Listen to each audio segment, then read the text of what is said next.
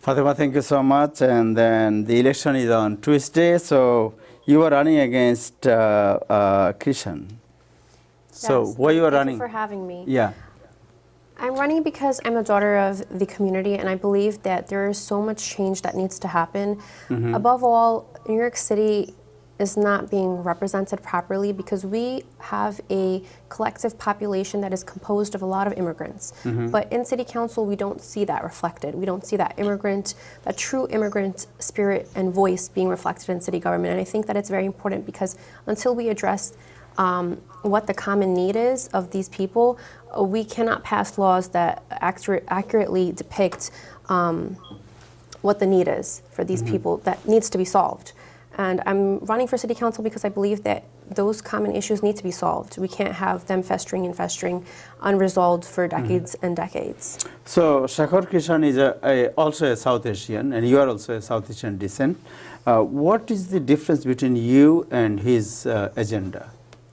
Well, this election is not about Shekhar, and it's not about myself either. I think that the picture is much bigger than that. However, since you're asking, I'm inclined to answer. I will say that Shekhar Krishan has been in office for the past 2 years. And there are 3 facts that we could lay down right now, considering the time limit, I could go on for much longer, that very much set us apart.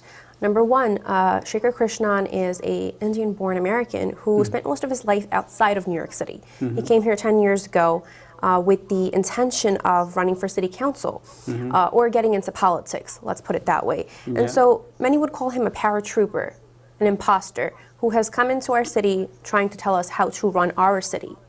When people who actually live in New York City are not satisfied with much of what he is doing. In the past 2 years, most of the neighborhood has not seen a significant improvement. The sanitation problem is still there. The crime issue is still there. People are very unhappy with his leadership. I will say that there is a small group of 2,000, 3,000, 4,000 people that consistently vote for him, but that vote block has been given to him by the previous councilman, Danny Drum. And Danny Drum endorsed him and passed the crown on. And that is not a democratic way of electing a leader. Endorsement systems actually undermine the common person and the democratic value of the city and of the United States. I think that we should elect people based off of how well that they will represent us in city government or whatever level of government that they're choosing to. So what is your experience? I have a nonprofit organization, 𝐎𝐿 New York, and I ran that with my father in Jackson Heights for the past decade. And I started very young. I was 13, 14 years old, and I've been working since then alongside ex-councilman Danny Drum, ex-congressman Joseph Crowley. I mean, many of those people, many of those incumbents are gone, long gone.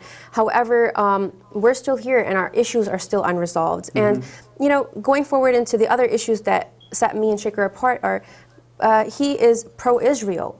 And the Bangladeshi community, and this is not an issue of religion, this is an issue of, he is okay with the massacre and the genocide of these young kids.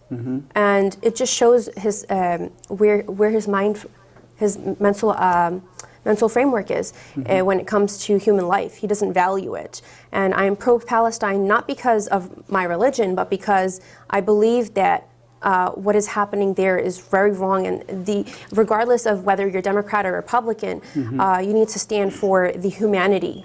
And I believe that he lacks that. He doesn't have the empathy to understand.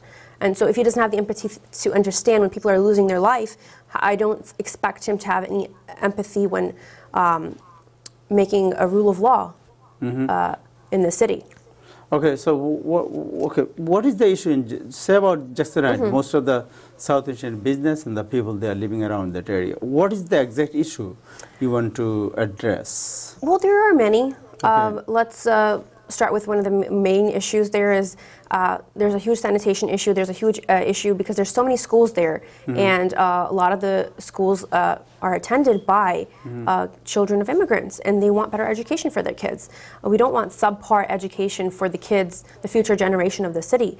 And another thing is that that area is extremely expensive for what it is. Many immigrants are moving out, and it's being heavily gentrified. And we want to stop that. We want to make sure that the city is not imposing laws and rules that are causing the residents to move out just so that a newer type of people move in.